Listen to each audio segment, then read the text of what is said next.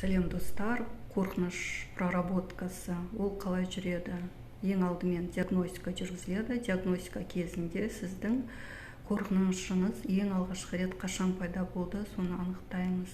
Ол өте маңызды. Ең алғашқы пайда болған қорқыныш ол бізде кішкентай кезімізде мида қалып қояды. Ол қорқыныш кейінгі өмірде де сізде көптеген басқа қорқыныштардың туындауына алып келеді.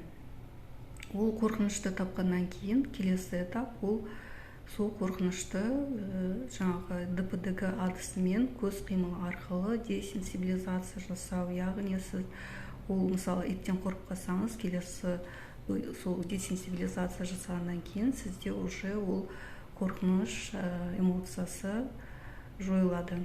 Сондықтан да егер сізде осындай мәселелер болса, менің инстаграм парақшама дайреке консультация деп жазсаңыз болады.